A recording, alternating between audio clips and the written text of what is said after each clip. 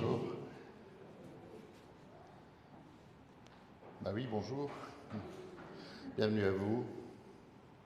Ce culte particulier, puisque c'est le dernier culte de l'année ecclésiastique, puisque la semaine prochaine, nous allons déjà entrer dans le temps de l'Avent, on va commencer à se préparer à fêter Noël. Et c'est vrai que par tradition, le dernier dimanche, alors ça dépend des paroisses, mais par tradition, le dernier dimanche de l'année, qui est consacré à la cité éternelle, donc c'est notre future demeure, la cité éternelle, le ciel.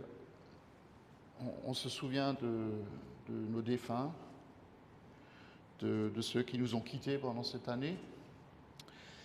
Et je crois que le plus important, c'est que nous recevions cette espérance que nous donne le Christ. Il est ressuscité, il ouvre le chemin de la vie éternelle pour celui qui croit.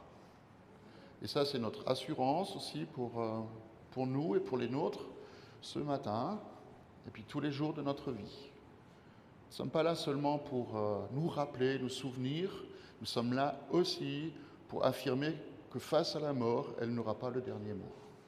Et elle n'a pas le dernier mot. Amen. Donc, c'est une invitation pour nous aussi, c'est le mot d'ordre de ce dimanche, à nous tenir prêts, puisque nous ne savons ni le jour ni l'heure, personne de nous ne le sait, avec la ceinture serrée autour des reins et nos lampes allumées. La semaine dernière, pour ceux qui étaient là, il y a eu le projecteur qui était pointé sur chacun d'entre nous par rapport au jugement dernier. Aujourd'hui, c'est notre lumière qui brille, qui est la lumière de la vie éternelle. Amen. On va chanter ensemble « J'ai soif de ta présence, divin chef de ma foi ».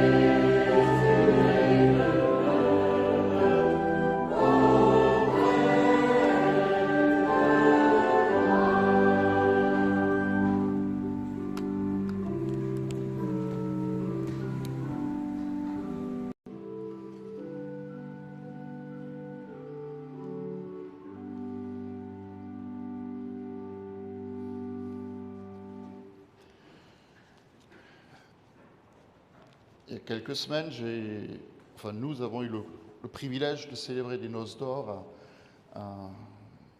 d'amis très chers. Et en fait, j'avais repris leur mot d'ordre de mariage, qui est tiré du psaume 126. Et le psaume 126, qui est le psaume de ce dimanche, c'est le seul psaume dans la Bible qui parle d'une joie qui est passée, qui est présente et qui est à venir. On a connu la joie autrefois, nous connaissons la joie aujourd'hui, et un jour nous connaîtrons la vraie joie éternelle. Alors je vais vous le lire. Quand l'Éternel a ramené les exilés de Sion, nous étions pareils à ceux qui font un rêve. Alors notre bouche était remplie de rire. Notre langue poussait des cris de joie. Alors on disait parmi les nations, l'Éternel a fait de grandes choses pour eux. Oui, l'Éternel a fait pour nous de grandes choses et nous sommes dans la joie. Éternel, ramène nos exilés comme tu ramènes les ruisseaux dans le Négev. Ceux qui sèment avec larmes moissonneront dans la joie. Et celui qui marche en pleurant avec un sac de semences, il reviendra avec joie en portant ses gerbes. La joie d'hier, la joie d'aujourd'hui, la joie de demain que le Seigneur veut nous donner. Rappelons-nous que c'est la joie de l'Éternel qui est notre force. Amen. On va le chanter ensemble, on va chanter Jour de joie, parce que c'est aussi un jour de joie. Non, d'abord je t'aime, mais c'est juste pour annoncer la suite. Donc, je t'aime et jour de joie.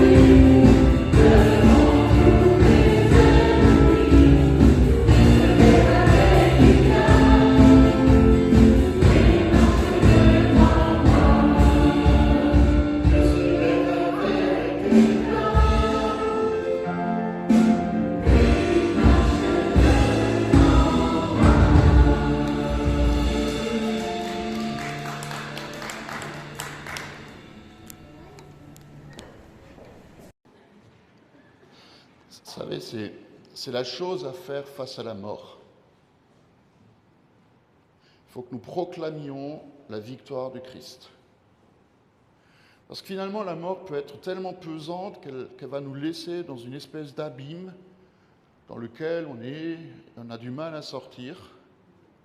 Et que si on proclame la victoire du Christ passée, présente et à venir, il y a quelque chose qui est de la force de l'Éternel, la force de notre Dieu qui vient.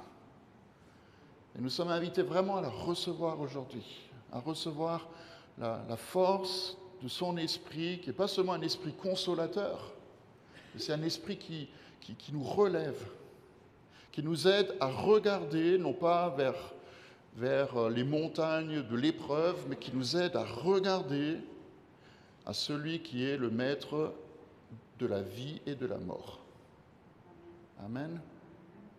Et il faut qu'on se positionne juste dans quelque chose que nous ne faisons pas, mais que lui fait, que lui a accompli. Ce n'est pas nous qui faisons, c'est lui qui a accompli.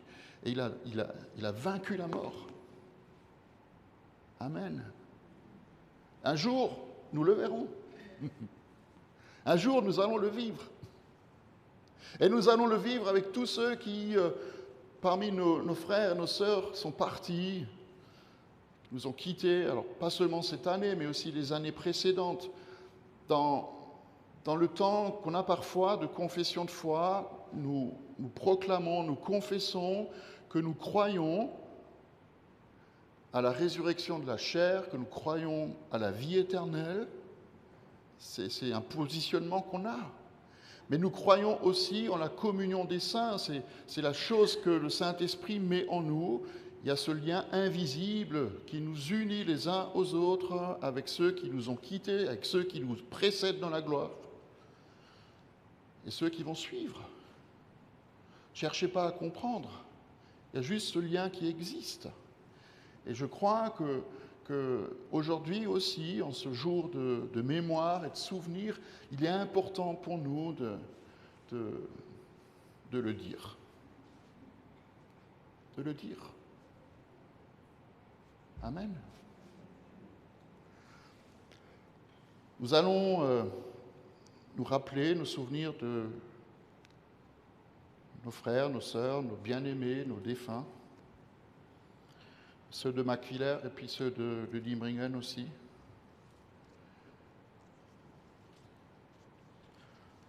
Je vous invite à vous lever.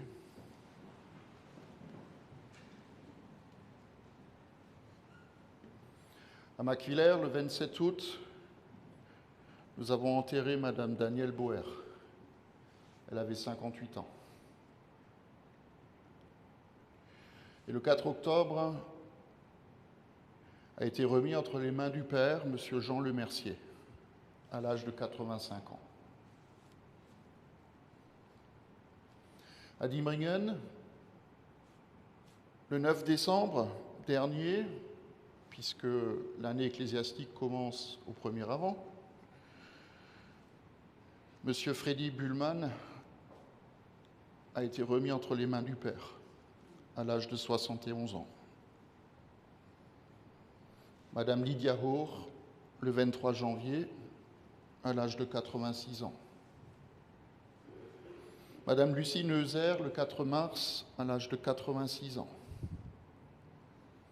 Madame Lily Maurer, le 26 mars, à l'âge de 89 ans.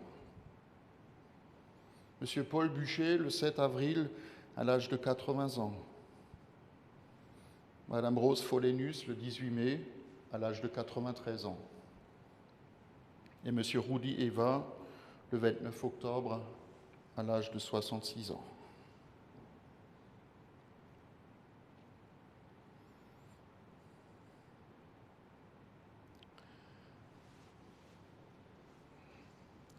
Je vous invite à faire silence. Il y en a d'autres qui sont décédés, qui ne sont pas passés par l'Église, qui ont fait d'autres choix. Nous avons aussi une pensée pour eux. Nous voulons laisser le Seigneur toucher en profondeur et Nous appelons le Saint-Esprit pour cela, le Seigneur touche en profondeur nos cœurs.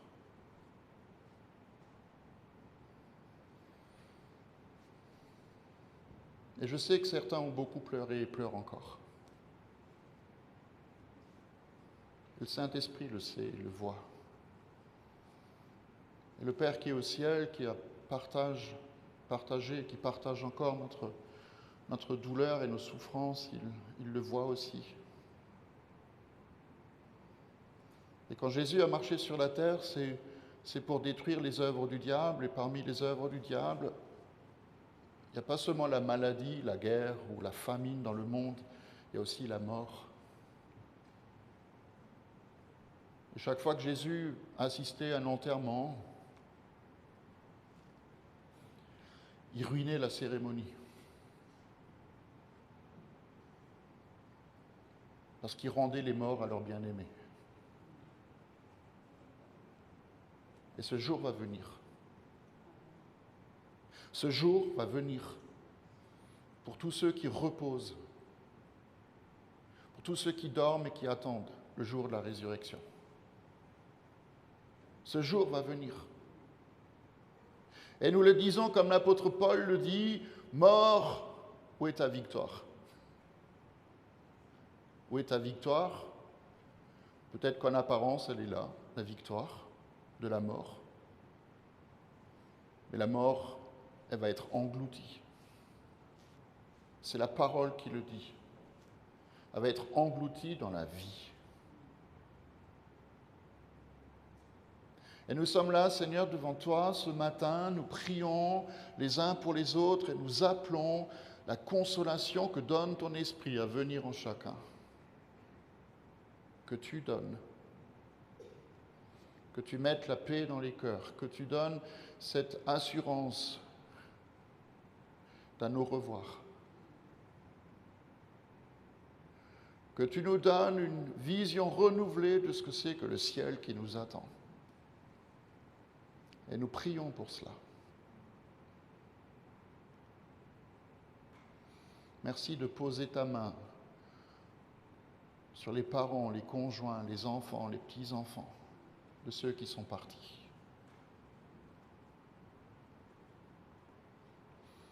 Et nous te le demandons dans le nom de Jésus.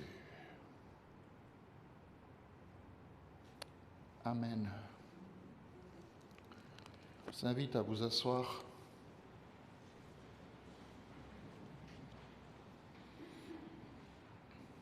Dans l'Apocalypse, il nous est dit que l'apôtre Jean voit un nouveau ciel et une nouvelle terre. Parce que le premier ciel et la première terre avaient disparu, que la mer n'était plus. Et il écrit, « Je vois descendre du ciel d'auprès de Dieu la ville sainte, la nouvelle Jérusalem, qui s'est préparée comme une mariée qui s'est faite belle pour son époux. » Et j'entendis une voix forte qui venait du ciel et qui disait, « Voilà le tabernacle, le temple de Dieu parmi les hommes. Il habitera avec eux, ils seront son peuple, et Dieu lui-même sera avec eux, il sera leur Dieu. Il essuiera toute larme de leurs yeux, la mort ne sera plus, il n'y aura plus de deuil, il n'y aura plus de cris, il n'y aura plus de douleur, car ce qui existait avant aura disparu. Et celui qui était assis sur le trône, il me dit, « Voilà que je fais toutes choses nouvelles. » Ces paroles sont dignes de confiance. Écris-les. Je suis l'alpha et l'oméga, je suis le commencement et la fin. À celui qui a soif, je donnerai à boire de l'eau de la vie gratuitement. Et le vainqueur recevra cet héritage. Je serai son Dieu et il sera mon enfant. Et là, on ne va pas juste dire Amen, on va dire Alléluia, parce que c'est la vérité. Il sera notre Dieu et nous serons ses enfants pour toujours. Nous le sommes aujourd'hui dans nos fragilités, on va le chanter d'ailleurs, nous ne sommes que des vases d'argile, c'est vrai, mais un jour, nous verrons face à face celui en qui nous croyons. Amen.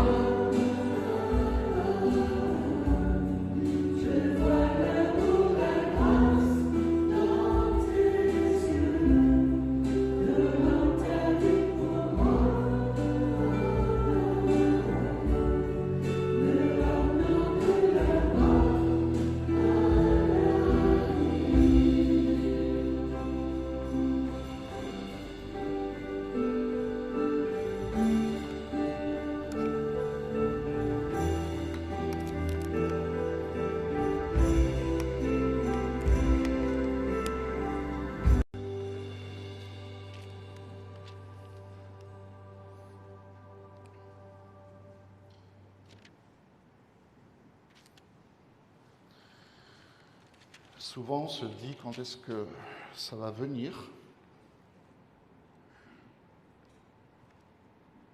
Ça va venir. Bientôt. C'est la seule réponse que Jésus a donnée. C'est bientôt.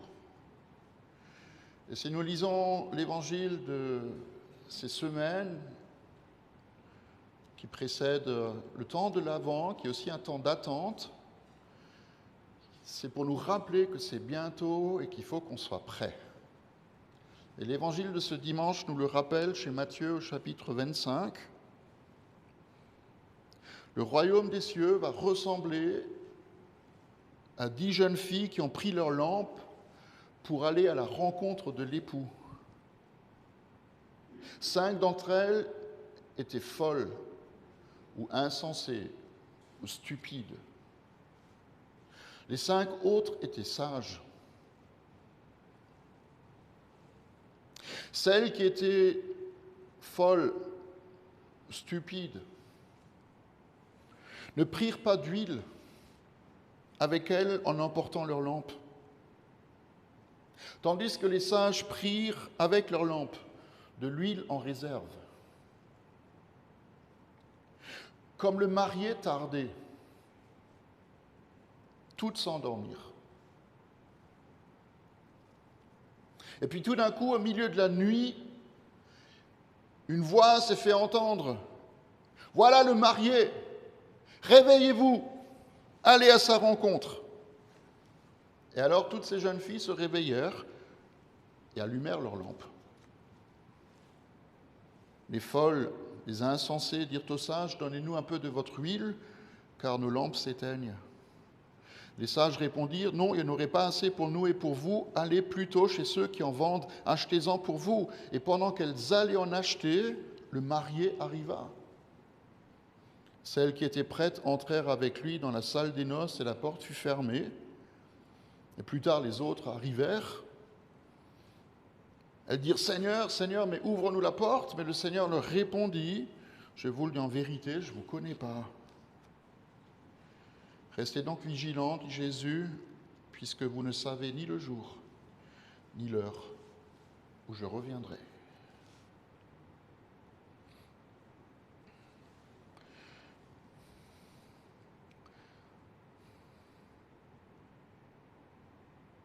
Te disons, Seigneur, que nous voulons être prêts et rester vigilants. Voulons, comme tu nous l'as dit dans ta parole, regarder les signes des temps et réaliser dans quel temps nous sommes.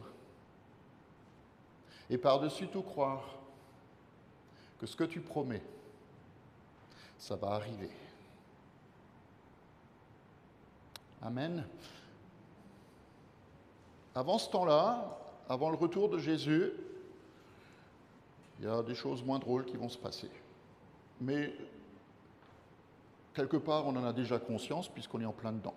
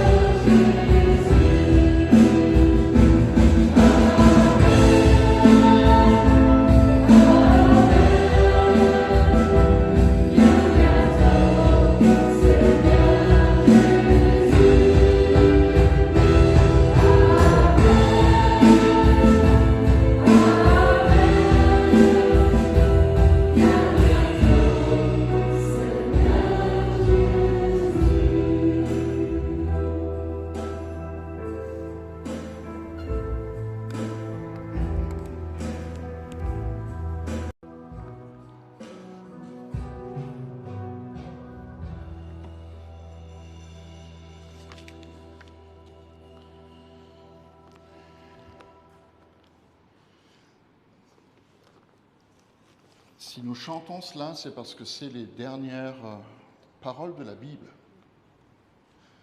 C'est le dernier mot de la Bible, c'est « Viens bientôt, Seigneur Jésus », c'est le Saint-Esprit qui le dit, c'est l'épouse, c'est-à-dire l'Église qui le dit aussi « Viens, Seigneur Jésus, viens, viens, viens, viens ». Et la parole rajoute que la grâce du Seigneur soit sur chacun d'entre vous.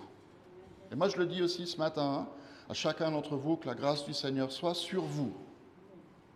Amen. Ok. On va parler un petit peu du ciel ce matin. Pour une raison simple, parce que c'est finalement notre destination. Un jour, il y a un prof d'anglais qui a demandé à John Steinbeck ce qu'il voudra faire plus tard. Et John Steinbeck, il a dit « Je veux devenir écrivain ».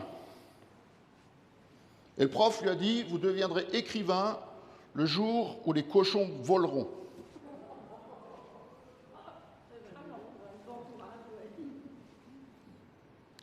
John Steinbeck est devenu célèbre, il a écrit Les raisins de la colère, il a écrit À l'est d'Éden, et dans chaque livre qu'il a publié, il a rajouté cette citation en latin « Ad astra per alia porci »« Je vais vers les étoiles sur les ailes des cochons ». Il a écrit ça dans chacun de ses bouquins à la fin. Je prends les ailes de cochon pour aller vers les étoiles. Amen. Est-ce que vous ne croyez pas que ce serait une drôle de vision de voir des cochons voler? Je me souviens de Valérie Kincaid, quand elle était là, dans notre région, elle disait « Moi, je suis prêt à tout croire, mais ce qui va me surprendre, ou ce qui me surprendrait le plus, c'est de nous voir marcher la tête en bas au plafond. » Donc, alors, je vous pose la question ce matin. Si ça arrivait que les cochons volent, ou qu'on marche la tête en bas au plafond, est-ce que vous seriez prêt à croire que tout est possible? Ou pas? Nous allons lire un texte ce matin, mais beaucoup de gens lisent ce texte ou entendent ce texte comme le prof d'anglais de John Steinbeck. Ça arrivera quand les cochons voleront, ou quand les poules auront des dents. Ce qui, soi-disant, entre parenthèses, était déjà le cas dans les temps anciens, que les poules avaient des dents. Les gens croient que ce que je vais lire, c'est juste une belle utopie. Et d'autres vont lire ce texte ou entendre ce texte avec foi et croire que ça va arriver. Ce texte, il parle d'un temps où les lions vont manger de l'herbe et arrêter de courir après des antilopes. Et quand ce phénomène étrange va arriver, les chrétiens verront un nouveau ciel et habiteront une nouvelle terre. On ne pleurera plus. On vivra pour toujours dans une harmonie parfaite. Alors c'est vrai, pour beaucoup, c'est trop beau pour être vrai. Et pourtant, ça l'est. Et pourtant, ça l'est. Et voilà ce que dit le prophète Ésaïe au chapitre 65. C'est un des derniers chapitres de son livre. Il dit « Je crée, dit le Seigneur, un nouveau ciel et une nouvelle terre. On ne se souviendra plus des premiers événements. Ils ne nous viendront plus à l'esprit. Réjouissez-vous plutôt et soyez pour toujours dans l'allégresse à cause de ce que je crée. Car je crée Jérusalem, la nouvelle Jérusalem, pour qu'elle soit une source d'allégresse et son peuple pour qu'il soit une source de joie. Je ferai de la ville sainte mon allégresse et mon peuple ma joie. On n'entendra plus le bruit des pleurs, ni les cris de détresse. Il n'y aura plus de nouveau-nés qui vivent que quelques jours, ni de vieillards qui meurent avant d'avoir terminé tout son parcours. Celui qui mourra à 100 ans sera considéré comme jeune, et celui qui n'atteindra pas 100 ans sera considéré comme maudit. Ils vont reconstruire des maisons et les habiteront. Ils vont planter des vignes et vont en manger les fruits. Ils ne construiront pas des maisons pour que quelqu'un d'autre en profite. Ils ne feront pas des plantations pour que quelqu'un d'autre en mange les fruits. Car la vie des membres de mon peuple sera aussi longue que celle des arbres, et ceux que j'ai choisis jouiront du fruit de leur travail. Ils ne se fatigueront plus pour rien. Ils n'auront pas des enfants qui soient pour eux une source d'inquiétude. En effet, ils formeront une lignée de personnes bénies de l'Éternel, et leur progéniture sera avec eux. Et alors, avant même qu'ils fassent appel à moi, je les exaucerai. Avant qu'ils aient fini de parler, je leur aurai déjà répondu. Le lion, le loup et l'agneau brouteront ensemble. Le lion, comme le bœuf, mangera de la paille. Le serpent aura la poussière pour nourriture. On ne commettra plus ni mal ni destruction sur toute ma montagne sainte, dit l'Éternel. Prophète Ésaïe, il écrit ce texte 700 ans avant Jésus. Et il a été témoin de son vivant, du rejet de Dieu par une grande majorité de son peuple. Et le Seigneur, il l'envoie vers eux avec ce message que je n'ai pas lu, mais qui précède ces versets. Il leur dit, vous abandonnez l'Éternel, vous qui oubliez qui je suis, qui dressez une table pour le Dieu de la chance, et qui remplissez une coupe pour le Dieu du destin.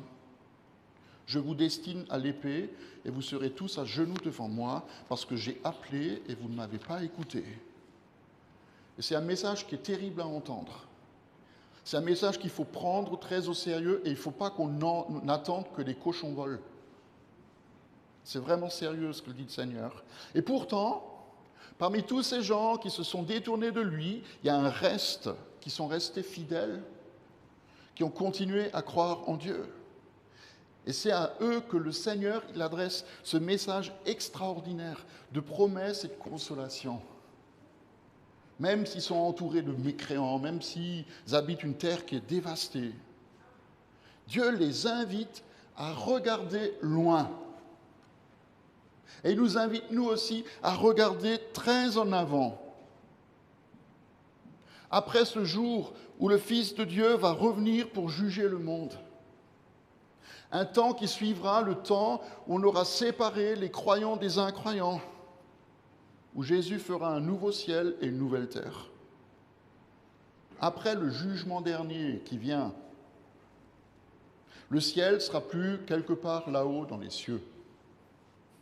Ce sera le ciel. Ce sera le lieu où habiteront les chrétiens glorifiés qui seront dans la présence de Dieu pour toujours sur une nouvelle terre. Et ça arrivera pas quand les cochons auront des ailes. Ça arrivera bientôt. Et contrairement à toutes les images que nous avons entendues ou que nous nous imaginons de ce que c'est que le ciel, nous ne serons pas assis là-haut quelque part sur un nuage en train de jouer de la harpe dans l'éternité. Mais on sera sans doute comme Adam et Ève au commencement qui se promenaient dans le jardin avec Dieu. Et comme le Seigneur ne nous donne pas tellement de détails, alors on ne va pas spéculer, mais quand même, la seule chose qui compte, c'est qu'on ne se souviendra plus des choses passées. Et je voudrais vous inviter à vous poser cette question. Quelle est la chose la plus horrible qui vous soit arrivée, qui vous a fait dire que vous étiez en plein cauchemar ? La chose qui peut-être aujourd'hui encore hante vos nuits. Réfléchissez.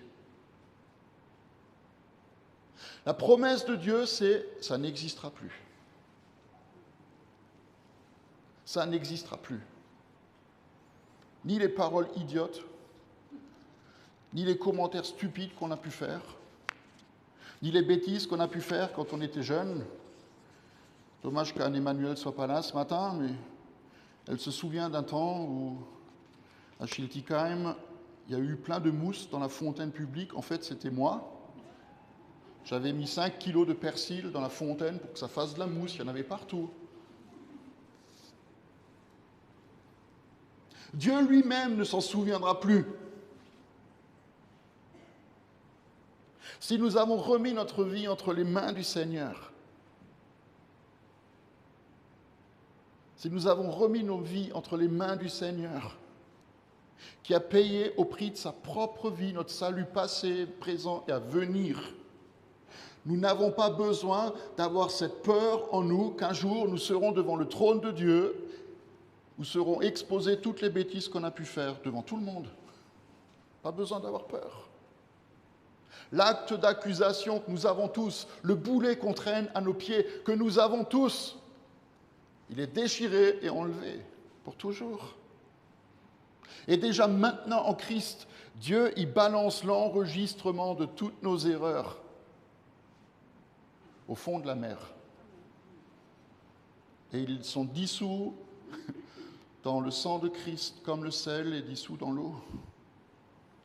Nous ne pleurerons plus dans cette nouvelle création parce qu'il n'y aura plus de mort. Est-ce que nous le réalisons? Il n'y aura plus de mort-nés, il n'y aura plus de fausses couches. Il n'y aura plus de parents qui meurent alors que leurs enfants ont encore besoin d'eux. Il n'y aura pas d'enfants qui vont mourir avant l'heure, avant leurs parents. Il n'y aura plus de fils et de filles qui vont mourir dans des accidents de voiture. Parce que la mort, elle aura disparu. Un peu avant, chapitre 25, Ésaïe dit la chose suivante. Sur cette montagne, le Seigneur détruira le voile qui est tendu sur tous les peuples, la couverture qui est déployée sur toutes les nations. Il engloutira la mort pour toujours. Le Seigneur l'Éternel essuiera les larmes de tous les visages. Il fera disparaître de la terre la honte de son peuple. C'est Dieu qui l'a décidé ainsi. Alors c'est clair. On entend souvent aux enterrements qu'il n'y aura plus de mort au paradis. C'est vrai. Mais il y a beaucoup plus à annoncer aujourd'hui. Il y a beaucoup plus à annoncer ici. Il y a beaucoup plus à attendre et à vivre. Si vous croyez que la nouvelle terre, elle sera un endroit où on sera assis à ne rien faire, qu'à attendre que le temps passe, on se trompe. On travaillera, bonne nouvelle, on travaillera dans ce nouveau monde comme Adam et Ève ont travaillé. Mais le travail ne sera plus comme le travail qu'on connaît aujourd'hui. Tous les jours seront comme les rares jours que nous connaissons aujourd'hui où tout baigne. Vous savez, où tout roule. Vous savez, ces moments où du matin au soir, tout est parfait, tout coule de source, tout réussit, où tu as hâte même de retourner au boulot le lendemain. Ça n'arrive pas souvent. D'accord? Ça n'arrive pas souvent. Mais ça va venir. Ça va venir. Alors il y a des gens qui se disent, mais qu'est-ce qu'on va faire? Moi, je suis persuadé qu'avec tous les talents que Dieu nous confie, on va continuer à les utiliser dans les cieux, sur la nouvelle terre. Les musiciens, ils vont continuer à composer des chants pour le Seigneur. Les cuisiniers, ils vont continuer à mitonner de bons petits plats. Moi, je me réjouis. On ne sera plus jamais frustré par ceux qui ne répondent pas à vos appels ou par ceux qui pensent que vous n'êtes pas qualifiés pour un travail. On va servir et se servir les uns les autres dans la joie parce que nous serons aussi parfaits que celui qui vit en nous. Il n'y aura plus de combat, il n'y aura plus de lutte. Et Ésaïe le décrit comme l'agneau et le loup qui vont paître ensemble. Il n'y aura plus de destruction, il n'y aura plus de mal. Et sur la nouvelle terre, les choses seront comme elles auraient toujours dû rester au commencement. Amen. Ça va être comme c'était au commencement, avant que tout le reste que nous connaissons aujourd'hui vienne. Alors, je vous pose une autre question. Est-ce que vous êtes prêts pour cette nouvelle création?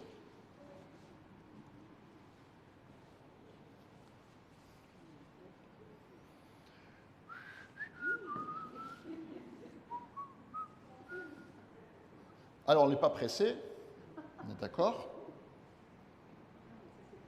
Est-ce que nous sommes prêts? Moi, la seule chose que je peux dire, c'est je l'espère pour vous. Mais peut-être que vous posez la question comment ce texte et tous ceux que nous avons entendus ce matin peuvent nous aider à faire face aux dentistes qu'on va rencontrer demain matin, aux devoirs de maths qu'on aura mardi. Je vais vous le dire, comment ça peut vous aider. Il faut lire et relire ce texte. Il faut lire et relire ce texte, le relire encore et encore. Le lire encore et encore. Ce sera comme si vous entouriez sur le calendrier que vous accrochez sur votre frigo ou sur votre mur le premier jour de vos vacances. Vous savez, on n'entoure pas le premier jour des vacances en se disant « mince, j'ai peur d'oublier que ça va arriver ». Ça, personne n'oublie. Hein. Mais on entoure ce jour parce que ça nous donne de l'espérance que ça va arriver bientôt. On se projette en avant. C'est un peu comme les calendriers de l'Avent. Alors, je suis étonné, depuis des semaines, il y a une multiplication de calendriers de l'Avent. Partout, c'est extraordinaire. Hein. De tout. Tu peux tout avoir. Il ne manque plus que les outils. Un jour, ça va venir. Il y aura un marteau, le 24 décembre, tu vas ouvrir ta fenêtre, il y a un marteau qui va te tomber dessus. Non. Mais c'est exactement la même chose. Ça nous motive d'attendre. Quand les jours se raccourcissent de plus en plus jusqu'à Noël et que ça nous donne le cafard, il suffit de regarder le calendrier et de se dire que c'est pour bientôt. Eh bien, le retour du Christ, les nouveaux cieux, la nouvelle terre, c'est pour bientôt. Il faut se rappeler que nous sommes destinés à un endroit où il fait bien meilleur vivre que ici-bas.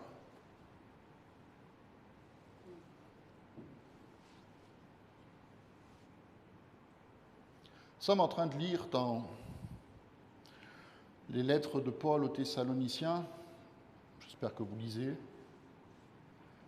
Hier, on a lu que nous ne devons pas être dans la tristesse comme des gens qui n'ont pas d'espérance, mais plutôt nous consoler les uns les autres, parce que si Christ est mort et ressuscité, nous vivrons et ressusciterons aussi un jour avec lui. Et cette semaine, on va lire la chose suivante. Je crois que c'est mercredi ou jeudi. Ainsi donc, frères et sœurs, tenez ferme et retenez ce qui vous a été transmis. Que le Seigneur Jésus lui-même et Dieu le Père qui nous a aimés et qui nous a donné par sa grâce une consolation éternelle et une bonne espérance encourage votre cœur et vous fortifie dans toute œuvre bonne et dans toute parole qui soit bonne.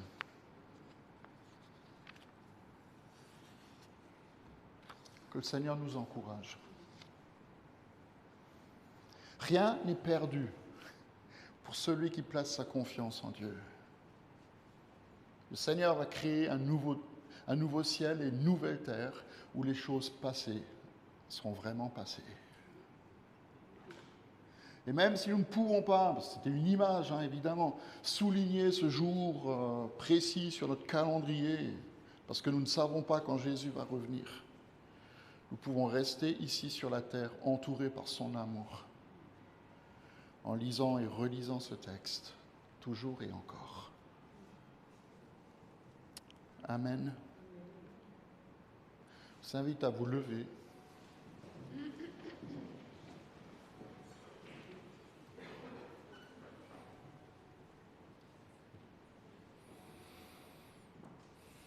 Je vous pose cette question, qui de vous un jour veut aller au ciel? Il faut lever plus haut la main, parce que je ne vois pas. Il y en a qui ne veulent pas, c'est pas grave.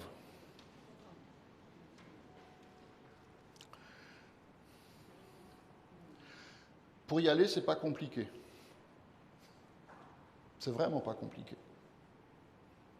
Il faut juste qu'on accepte de prendre la main que Dieu nous tend. Il l'a fait depuis très longtemps, depuis que même Adam et Ève ont péché et se sont éloignés de lui. Il a tendu la main depuis. Et il l'attend encore plus depuis que Jésus est venu sur la terre et nous a montré le chemin à suivre. Et pour nous, ce matin, c'est c'est une vraie invitation. Tout ça, ce qu'on a entendu, c'est une promesse que Dieu fait. Mais une promesse qui sera accomplie pour celui qui accepte de mettre sa main dans la sienne.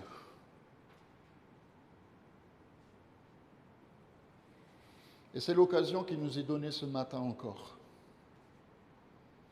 de le lui dire, Seigneur, peut-être que je ne te connais pas bien, peut-être que j'ai du mal à croire en toi. Peut-être que j'ai une fausse image de qui tu es. Peut-être que ma douleur, elle est trop forte, ma tristesse trop grande. Mais j'aimerais te connaître. J'aimerais saisir cette main que tu me tends pour qu'un jour, je puisse te voir face à face dans ton éternité. Je te demande, Seigneur, de prendre ma vie, d'effacer de ta mémoire tout ce que j'ai pu faire de travers autrefois,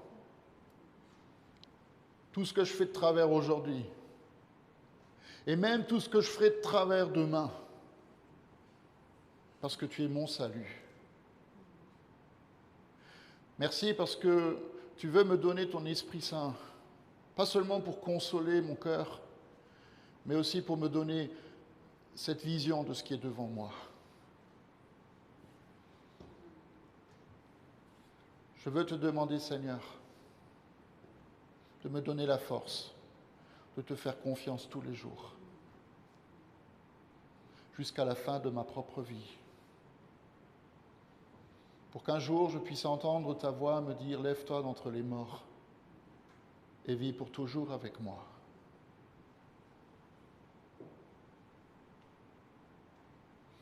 Merci parce que tu nous dis encore et toujours que celui qui accepte de te faire confiance et de croire en toi, il a déjà reçu la vie éternelle. Amen. Recevez-la et vivez-la. Nous allons chanter « Quelle grâce incomparable ».